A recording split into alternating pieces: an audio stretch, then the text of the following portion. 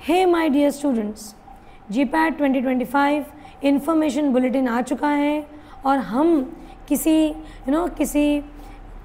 कोई पानी में कूदे इससे पहले पानी को नाप लेते हैं, देख लेते हैं कि what is there in this entire bulletin. It's a very long bulletin, तो इसके highlights I will put for all of you here. सबसे पहली चीज़ आ रही है डेट्स. डेट्स पे नज़र रखना बहुत इम्पॉर्टेंट है. हम टाइम और टाइम आपको डेफिनेटली डेट्स को नोटिफाई करते रहेंगे, लेकिन आपको मालूम होना चाहिए कि 1 अप्रैल से 21 अप्रैल तक ऑनलाइन सबमिशन ऑफ फॉर्म्स हो रहा है. माय डियर स्टूडेंट्स, क्योंकि टेस्ट सेंटर्स लिमिटेड है, हमने हमारे फॉर्म्स जल्दी से जल्दी और सही समय पे भर देने चाहिए. ठीक है. फिर अगर आपने फॉर्म भरने में कोई गलती की, पहले तो गलती करे नहीं, लेकिन की, तो एडिट विंडो खुलेगा. लेकिन एडिट विंडो में ये चीज़ें कभी करेक्ट नहीं होंगी. Name, nationality, email, mobile number और टेस्ट सिटी, तो इसके बारे में बहुत कॉशियस रहिए. नेम आप वो डालिए जो आपके पास जिसका एक वैलिड आईडी प्रूफ हो, या आप आपके HSC SSC के डॉक्यूमेंट्स लेकर बैठिए और फिर नेम डालिए. रैंडमली नेम्स मत डालिए क्योंकि वो बाद में एडिट नहीं होंगे. सिमिलर है मोबाइल नंबर और ईमेल एड्रेस. ये 2 चीज़ें बहुत बहुत इम्पॉर्टेंट है, क्योंकि मोबाइल नंबर पे हर चीज़, आपका एडमिट कार्ड, आपका स्कोर कार्ड SMS से भी आएगा और ईमेल से भी आएगा. मैं आपको यहाँ पे वार्न कर दूँ कि अगर मोबाइल पे SMS से कोई चीज़ आ रही है तो प्लीज़ डबल कंफर्म करें ईमेल पर. ये फ्रॉड भी हो सकता है, तो हमने अपने आप को दोनों तरीके से मतलब सतर्क रखना चाहिए for any type of fraud also. ठीक है. अब आएगी प्री फाइनल एडिट विंडो. ये विंडो आपको नोटिफाई करेगी कि आपका फ़ोटोग्राफ, आपका सिग्नेचर, आपका थंब इम्प्रेशन गलत है. आपके इन्फॉर्मेशन बुलेटिन में बहुत डिटेल में दिया है कि आपका फ़ोटोग्राफ कैसा होना चाहिए. आपका फ़ोटोग्राफ ऐसा होना चाहिए कि 3 महीने पुराना नहीं होना चाहिए, अच्छे से बैकग्राउंड के पास होना चाहिए, और ये सारी डिटेल्स के बारे में हम आगे बात करेंगे. सिग्नेचर और थंब इम्प्रेशन, अगर यहाँ गलती हुई तो ये एडिट करने के लिए अलाउ करेंगे 2 मई से 5 मई. ठीक है. और लास्ट है जहाँ जिसने ये करेक्शन नहीं किया उनका फाइनल सिलेक्टिव एडिट विंडो, जिसमें कुछ स्टूडेंट्स को एक लिस्ट लगाई जाएगी कि ये स्टूडेंट्स के ही नाम हैं जिनको एडिट करने की ज़रूरत है, and they will edit in between 9 and 11. ठीक है. फिर एडमिट कार्ड 21 मई 2025 को आएगा. पोस्ट से नहीं आएगा, ईमेल से आएगा. एग्जामिनेशन डेट 25 मई और रिज़ल्ट डेट जो हमारे फेवर में हो वो 25 जून. अब चलते हैं, कोई भी प्रॉब्लम स्टूडेंट्स को क्वेरीज आती है तो हम ये क्वेरीज कैसे रिजॉल्व करें. एक तरीका है आप हमसे बात कीजिए, हमारे जैसे टीचर से बात कीजिए, और एक स्टैंडर्ड तरीका है ये हेल्प डेस्क नंबर है. You have helpline numbers, you have help portal. ये पोर्टल आपका 1 अप्रैल से 31 जुलाई तक खुला है, 9:30 से 6 PM मंडे टू फ्राइडे. और इम्पॉर्टेंट बात, 25 में एग्ज़ाम वाले दिन भी कभी कभी स्टूडेंट्स को तकलीफ़ जाती है, ये बात याद रखने वाली है. 9 to 6 ये हेल्पलाइन नंबर्स एग्ज़ाम के दिन भी खुले हैं. Availability of seats and counselling. Student ऐसा ना सोचे कि हमने जीपैट एग्जामिनेशन दे दिया तो हमारे हाथ में वैलिड M.Pharm की सीट है ही नहीं. ये तो एक दरवाज़ा है हमारे स्टाइपेंड के लिए और बेस्ट कॉलेजेस के एडमिशन के लिए, लेकिन एडमिशन डिसाइड करेगा PCI. एडमिशन डिसाइड करेगा हमारे इंडिया के सारे यूनिवर्सिटीज़ जो फार्मेसी के कोर्सेज रन करते हैं. National board education medical sciences ये डिसाइड नहीं करेगा. ठीक है. PCI डिसाइड करेगा. अब यहाँ पर काफ़ी सारे इंस्ट्रक्शंस हैं, हम आज के क्लास में सभी पर थोड़ा लाइट डालते हैं. सबसे पहली बात, ये तो हमने बता दिया कि नेशनल बोर्ड एग्ज़ाम कंडक्ट कर रहा है. ठीक है. काउंसलिंग में उसका कोई राइट नहीं है, डिसबर्समेंट ऑफ स्कॉलरशिप में उसका कोई लेना देना नहीं है, ये सब PCI करेगा. ठीक है. वेरिफिकेशन ऑफ डॉक्यूमेंट्स, एलिजिबिलिटी भी नेशनल बोर्ड नहीं चेक करेगा. नाइपर में जाओगे तो नाइपर चेक करेगा, IIT में जाओगे तो IIT चेक करेगा. राइट. अब आप ये चीज़ समझिए कि आपने जो एप्लीकेशन फॉर्म में भरा है, नेशनल बोर्ड आपका किसी भी वजह से उसको एडिट नहीं करेगा. आपकी इन्फॉर्मेशन दी गई ही वैसी के वैसे ही अपलोड होगी, अनलेस फोटोग्राफ, सिग्नेचर या थंबप्रिंट में कोई मिस्टेक हुई और उसने आपको बोला कि इसको एडिट करो, लेकिन एडिट करेंगे आप, वो नहीं। आपको ऑलरेडी बताया है कि एडिट विंडो कब से कब तक खुली रहेगी और क्या चीज़ें एडिट नहीं होंगी। तो जो चीज़ें एडिट नहीं होंगी पहले ही इसको बराबर से करेंगे। और जो एडिट विंडो है उसमें कोई नया एप्लीकेशन फॉर्म नहीं भर सकते। तो एप्लीकेशन फॉर्म भरना है तो आपका 1 अप्रैल से 25 अप्रैल ही टाइम है आपको एप्लीकेशन भरने के लिए, ठीक है। फिर ये आपकी प्री फाइनल एडिट विंडो, जिसमें डेफिशिएंसी बताई जाएंगी रिलेटेड टू इमेजेस अपलोडेड, वो आपको करेक्ट करना है। अगर आपने वहाँ पे भी करेक्ट नहीं किया तो आपको एक सेकेंड चांस दे रहा है वो फाइनल एडिट विंडो में। अगर आपने फेल किया, एडिट नहीं किया, तो आपका फॉर्म रिजेक्ट हो सकता है। Failure to submit images as per guidelines, failure to rectify the images shall invite rejection of application. Even आपका एडमिट कार्ड इशू नहीं होगा अगर आपका कहीं भी कोई फॉल्ट है, तो तब आप समझ जाएंगे कि आपने एडिट नहीं किया या आपका एप्लीकेशन फॉर्म इनवैलिड है या आप इनएलिजिबल है। किसी भी स्टेज पे उसको पता चला कि आप कोई माल प्रैक्टिस में है तो वो आपका एडमिट कार्ड रिलीज़ नहीं करेगा। Admit card shall not be issued to such candidates who are declared ineligible before conduct of the examination. जब आपके फॉर्म में ये एस्टेरिक मार्क है तो आपको इसको भरना मैंडेटरी है, इसको भूलेंगे नहीं। और सबसे पहली चीज़ आपकी एलिजिबिलिटी जानने के लिए आपको ये जानना है कि क्या आपका college section 12 of PCI pharmacy act 1948 में रिकग्नाइज्ड है। क्या ये रिकग्नाइज्ड कॉलेज है? प्लीज़ नए कॉलेज के स्टूडेंट्स जिनके कॉलेजेस एकदम नए हैं, प्लीज़ अपने कॉलेज से जान ले कि क्या ये कॉलेज फार्मेसी काउंसिल से या फार्मेसी एक्ट 1948 से रिकग्नाइज्ड है। क्या उनकी डिग्री नहीं तो वो एलिजिबल ही नहीं है। कोई भी क्वेरीज आप फ़ोन पे गार्डियंस, पेरेंट्स मांगेंगे तो नहीं देगा। जो एलिजिबिलिटी क्राइटेरिया मेंशन की है वही फाइनल है। एडमिट कार्ड आपको मैंने बताया ऑलरेडी कि ये आप डाउनलोड कर सकते हैं वेबसाइट से और आपको इसकी नोटिफिकेशन आएगी ईमेल पर 21 मई 2025 को। आपकी जो स्टेप्स हैं वो स्टेप्स में आप फॉर्म भर रहे हैं। I will come to these steps. There is one important concept here that you should all sit for a demo test. 14 मई 2025 से ये डेमो टेस्ट आपको विजिबल होगी। माय डियर स्टूडेंट्स, हम जो टेस्ट सीरीज़ कंडक्ट कर रहे हैं टाइम बेस्ड टेस्ट, वो एक डेमो टेस्ट जैसे ही है। हम ये देते रहेंगे तो हम इससे हमारी प्रैक्टिस GPAT इंटरफेस पर अच्छे से अच्छे तरीके से कर सकेंगे। ये बड़ी इंपॉर्टेंट बात है। जनरल OBC EWS फीस है 3500, SC ST PWD फीस है 2500।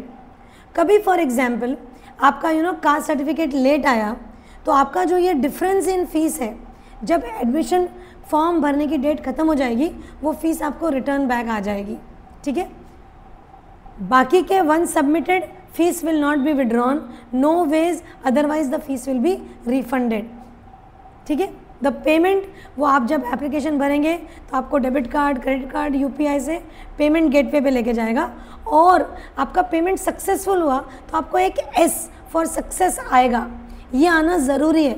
अगर आपका पेमेंट पेंडिंग रह गया आपके बैंक के एंड से तो नेशनल बोर्ड उसकी रिस्पॉन्सिबिलिटी नहीं लेगा। तो जब आप ट्रांजैक्शन करते हो तो प्लीज़ बी वेरी केयरफुल। और एक और चीज़ मेरे स्टूडेंट्स याद रखो कि एक ईमेल से 2 लोग रजिस्टर ना करें। जो ईमेल हम डालते वो हमारा यूज़ में, कंटिन्यूस यूज़ में ईमेल रहना चाहिए। हमारा मोबाइल नंबर भी ऐसे, अगर हमारे पास 3 नंबर्स हैं, हमने वो नंबर देना चाहिए जो हमारा बिल्कुल बराबर से यूज़ में रहता, जिसके साथ हमने सिर्फ डेटा डालते या हम इसको देखते ही नहीं, ऐसे नंबर्स हमने नहीं डालने चाहिए। Eligibility criteria 3rd year B.Pharm students, final year students और पास्ड आउट स्टूडेंट्स, ये सब एलिजिबल है एग्ज़ाम देने के लिए। स्कीम ऑफ एग्जामिनेशन इम्पॉर्टेंट, एक ही दिन में एग्ज़ाम होने वाला है, सिंगल डे और एक ही सेशन में। ये बहुत अच्छा है। इससे क्या होता है, बहुत सारी प्रॉब्लम से स्टूडेंट बच जाता। 25 तारीख को, राइट, 25 मई को एग्ज़ाम वो कंडक्ट करने वाले हैं। एग्ज़ाम का जो सिलेबस है उसकी सीक्वेंस तकरीबन सेम ही है। फार्मास्यूटिकल केमिस्ट्री और allied 38 questions, pharmaceutics 38, pharmacognosy 10, pharmacology 28, subjects और अदर सब्जेक्ट्स जो है 11। तो आपका मजबूत पकड़ होनी चाहिए कोलॉजी, केमिस्ट्री, सूटिक्स पर। ये आपके वो सब्जेक्ट्स हैं जो आपको मैक्सिमम मार्क्स दिलाएंगे। 125 questions, every right question 4 marks, every wrong question -1, 25% negative marking. Time based exam, हम इसकी भी टेस्ट आपको दे रहे हैं फ्री टेस्ट सीरीज से। टाइम बेस्ड, हर एक सेक्शन 36 मिनट्स का, हर सेक्शन में 25 क्वेश्चंस। नेशनल बोर्ड बोलता है कि हम 25 की जगह 26 क्वेश्चन भी डाल सकते हैं, डिपेंडिंग ऑन कि अगर क्वेश्चंस कम टाइम कंज्यूमिंग है तो they can give more questions in one section. और इम्पॉर्टेंट बात जो हमको समझने वाली है कि हमको यहाँ पर चुनना नहीं है कि हमने कौन सा सेक्शन चूज़ करें। सेक्शन ऑटोमेटिक स्टार्ट होगा, ऑटोमेटिक 36 मिनट्स के बाद सेक्शन खत्म हो जाएगा, नेक्स्ट सेक्शन स्टार्ट हो जाएगा। तो ये एक गुड न्यूज़ है। इससे क्या है कि हमको कोई स्ट्रैटेजी नहीं बनानी, जो एक जन के लिए आएगा वही सारे नेशनल लेवल पे सभी स्टूडेंट्स के लिए यही ऑप्शन आएगा। अब बात करते हैं कि आपका जो एग्ज़ाम में एंट्री टाइम है, कैंडिडेट्स को 12 बजे एंटर होना है एग्जामिनेशन सेंटर में। एंट्री क्लोजेज 1:30, लॉगिन मिलेगा 1:45, इंस्ट्रक्शंस रीड करने के लिए 1:50, 2 बजे एग्ज़ाम स्टार्ट, 5 बजे एग्ज़ाम ख़त्म। और आई होप ये एग्ज़ाम ख़त्म करके हम खुश रहे कि हमने GPAT के एग्ज़ाम अच्छे से अच्छे तरीके से दी। ठीक है, अब हम ये सब चीज़ों के बारे में बात कर चुके हैं। हमने अभी एप्लीकेशन फॉर्म भरने की बारीकियों के बारे में बात करनी है। एडिट विंडो हमने पढ़ लिया, रेक्टिफाइंग फाइनल एडिट विंडो समझ में आ गई, डेमो टेस्ट हमारे समझ में आ गया, डाउनलोड एडमिट कार्ड हमारे समझ में आ गया। ठीक है, टेस्ट सेंटर रिपोर्ट करना है शेड्यूल डेट एंड टाइम पे, वो भी हमने डिस्कस कर लिया। सिक्योरिटी चेक इसलिए बोला कि जो आईडी कार्ड पर नाम है वही कार्ड हमारे डॉक्यूमेंट्स पे होना चाहिए, वही कार्ड हमारे टेस्ट जब हम एप्लीकेशन फॉर्म भर रहे हैं उस पर होना चाहिए, नहीं तो 3 अलग अलग नाम है, कंफ्यूज हो जाता और हमको अननेसेसरीली रोक दिया जाता। तो be very careful when you are filling the name, email address and your mobile number, nationality, these are very important things that you have to consider. ठीक है, registration of test, face ID, biometric, क्योंकि ये आपको एक live photo भी ले रहा है और जो फ़ोटो अपलोड भी करने का बोल रहा है वो फ़ोटो आपका not more than 3 months old होना चाहिए। कोई पुराना बचपन का फ़ोटो मत लगाइए, अभी का लेटेस्ट फ़ोटोग्राफ लगाइए। ठीक है, अब आते हैं हम एडमिट कार्ड। एडमिट कार्ड बताया कि जो इनएलिजिबल रहेंगे उनको नहीं मिलेगा। एडमिट कार्ड की इन्फॉर्मेशन SMS और ईमेल से अलर्ट की जाएगी और वेबसाइट से एडमिट कार्ड डाउनलोड हो जाएगा। ठीक है, टेस्ट लोकेशंस के बारे में उन्होंने एक लिस्ट दे दी। जब हम जल्दी एप्लीकेशन फॉर्म भरेंगे तो हम अपने नियरेस्ट सेंटर्स डाल सकेंगे। तो माय डियर स्टूडेंट्स, अपनी एफिनिटी के सेंटर्स डालिए। NBMS ये भी बोलता है कि वो लास्ट मिनट में कोई नए सेंटर्स ऐड कर सकता है, वो सेंटर्स चेंज भी कर सकता है, वो हमको कोई भी बाहर का स्टेट का सेंटर भी दे सकता है। और प्लीज़ हम यह दिमाग में बिठा लें कि ये सब हम चेंज नहीं कर सकते। तो बस राइट टाइम पे फॉर्म भरिए ताकि आपकी चॉइस, आपका प्रेफरेंस आपको मिल जाए, because it is first come first serve basis. ठीक है, गवर्नमेंट आईडी कार्ड कौन सी वैलिड है? PAN, driving licence, voter ID, passport, Aadhaar card, ये मैच होनी चाहिए तुम्हारे प्रीवियस डॉक्यूमेंट्स के साथ और वही नाम तुम्हारा यहाँ पर तुम्हारे GPAT के फॉर्म में भी आना चाहिए। सिक्योरिटी, इसके बारे में हम बात करेंगे जब टेस्ट का टाइम आएगा। अभी से इसके बारे में चर्चा करके कोई अभी बहुत बड़ी बात नहीं है, क्या ले जा सकते हैं क्या नहीं ले जा सकते, हम इसके बारे में बात करेंगे बाद में। अभी हमारा मेन मोटो है कि हम बात करें कि हमने फॉर्म कैसे भरना, what are the things that we should remember to fill the form. ठीक है, यहाँ पर लिस्ट दी है उसने टेस्ट सेंटर्स की, point number 7, page number 76 information brochure का। तो प्लीज़ अपनी एफिनिटी के हिसाब से टेस्ट सेंटर्स डालें। यहाँ पर उन्होंने बोला है कि जो भी फर्स्ट कम फर्स्ट सर्विस, यहाँ पे बोला है नए सिटीज़ भी डाल सकते हैं और जो दिया वही लेना है। ठीक है, अब ये सबसे इम्पॉर्टेंट हमारे लिए point number 8, page number 79, most important अभी इस टाइम के लिए सबसे important parameter, instruction to fill the online form. सबसे पहले registration, user ID and password. बेटा यूज़र ID बना दिया भूल गया, ऐसा नहीं, बनाया लिख के रखा अपने पास, अपनी मेमोरी पे ऐसा बर्डन ना करें, प्लीज़ लिख के रखें। ठीक है, वो बोलता है फॉरगॉट योर पासवर्ड, वो देता है, लेकिन ऐसे ऐसे चक्कर में हमने नहीं पढ़ना चाहिए। हमने बराबर से यूज़र आईडी पासवर्ड लिखना चाहिए। एक बार हमने रजिस्टर कर लिया तो अब हम एप्लीकेंट लॉगिन में जाएंगे। लॉगिन में जाएंगे, full name, B pharm qualification का, राइट, आईडी प्रूफ से मैच होना चाहिए। घड़ी घड़ी बोलता है, ये ऐसा कोई भी एरर बाद में रेक्टिफाई नहीं होगा, नहीं होगा, नहीं होगा। जेंडर बराबर डालिए, नेशनैलिटी डालिए, ईमेल डालिए, सेम ईमेल आईडी 2 लोग नहीं यूज़ कर सकते। देखिए सारे करस्पॉन्डेंस ईमेल से आएंगे, तो इसलिए ईमेल आईडी बराबर होना चाहिए, बहुत ज़रूरी है। मोबाइल नंबर सही डालिए, राइट। और आप ऐसा करके आपका फॉर्म भरेंगे। जब आप फॉर्म भरेंगे, सबमिशन विंडो पे जाएंगे, तब आपको वो कोई गड़बड़ मत कीजिए, कोई एरर्स मत लाइए, जहाँ जहाँ एस्टेरिक है वो सब भरिए, ठीक है। ये यूज़र मैनुअल को फिर से देखिए, फोटोग्राफ स्कैन के जो मेथड बताया है, मैंने तो आपको बताया है, लेकिन उसने डिटेल में पिक्चर दे के बताया, उस पर ध्यान दीजिए। ये सब पॉइंट्स वही है जो अभी हम ऑलरेडी पढ़ चुके, सुन चुके। F फॉर फेल्ड और S फॉर सक्सेसफुल। अगर आपको सक्सेसफुल नहीं आया, मतलब आपको एक्नॉलेज हो गया कि आपका फॉर्म नहीं बराबर से गया। S आना ज़रूरी, ये बात हम पहले ही कर दिए एडिट विंडो की, ठीक है। जो चीज़ें चेंज नहीं होने वाली है उस पर आप खास ध्यान रखिए।